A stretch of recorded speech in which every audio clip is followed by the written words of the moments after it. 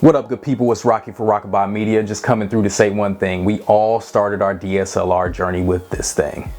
That's right, the Canon T3i. It was everything to us when it came out, but now we don't show any love to it. Why? Let's talk about it.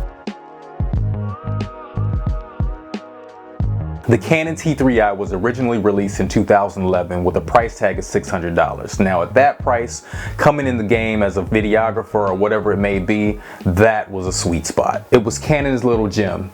It had an 18 megapixel APS-C CMOS sensor at full HD 30 frames per second. Who could resist it? It was affordable, lightweight, had Canon glass, and it had a flip out screen. It was perfect for vlogging, shooting short films, long films, and of course, taking pictures.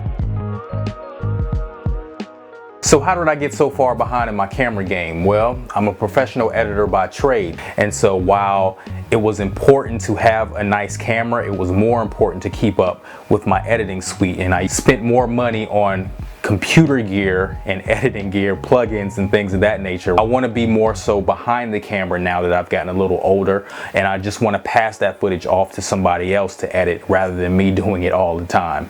So that's how we made it here. Why I still have a T3i, though it's not my main camera, I still use it. Now I switched from the 7D to the T3i back in 2012, partly because of the overheating issues that the 7D had when it came out. It only shot about 11 to 12 minutes worth of video, and that just wouldn't work for me. I needed something that could record a little bit longer, still had the compact weight, and keep the lenses that I had already purchased for the 7D. So why do I still use the T3i? Well, it fits my needs. A lot of the shoots that I do, I don't necessarily use this camera unless I'm using it as my B camera, and that's only to do close-ups and B-roll because I can switch with the Canon glass. Now, some people are going to hate me for this, but let's say it anyway. How many of you are looking at YouTube videos in 8K, in 10K, 12K, whatever it may be? Some of you are not even looking at it in 4K.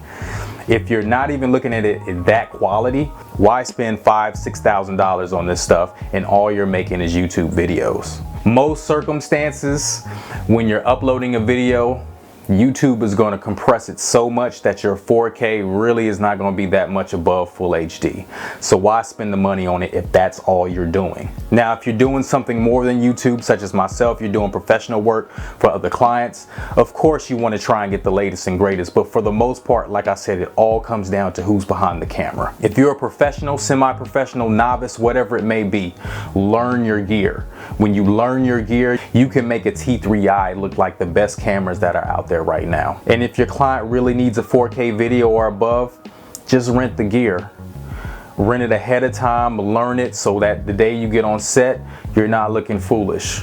Because like I said, what's the point in getting this camera, this highly expensive camera that can shoot the latest and greatest images, and you don't know how to use it? I've been rambling on and on. I know I got off the topic of the T3i, but I mean, it's really not much to discuss. It's a camera that fits my needs for what I need for this time. Next month, in the coming months, I will upgrade to a Sony camera. I'm looking at the FX6 that just came out, but in all honesty, I might get the FX5. That's really what I want because it fits my needs once again. Yes, it's an older camera. It came out in 2016, I believe, or 2018. I can't remember, but regardless, the FX5 Mark II fits what I need for documentary making and for shooting short films, or the way that I do it. And so I'm going to keep the T3i in my bag. I'm still going to use it to take pictures. I'm still going to use it for B-roll. I'm still going to use it to make YouTube videos because that fits my needs. I know I keep saying that over and over, but it's so important that you get that in you. I would love to have the A7 III or the Canon 70, whatever else, blah, blah, blah, that's out. I would love to have that, but does it fit my profile for the work that I do? Yes, it does have its drawbacks. I'm not going to lie about that. It does not have continuous recording. It does not project a full HD picture on my external monitor that I have here when I'm recording. Yes, it has its little quirks, but it's still a camera that is still usable in 2020. So if you come across it, it's $100 now. Why not just buy it, try it out? And if you can afford the bigger cameras, do that as well. I'm not against it. I just, as someone who has done videos for so long, I don't see the importance in getting caught up in the latest and greatest gear, because you'll never be caught up.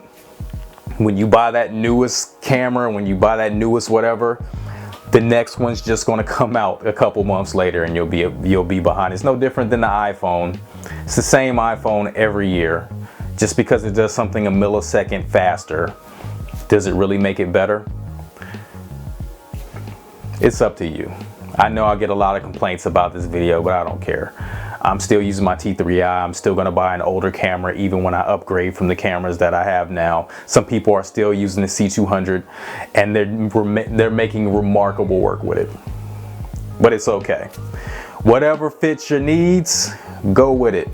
Don't get caught out there, all right, people? Later.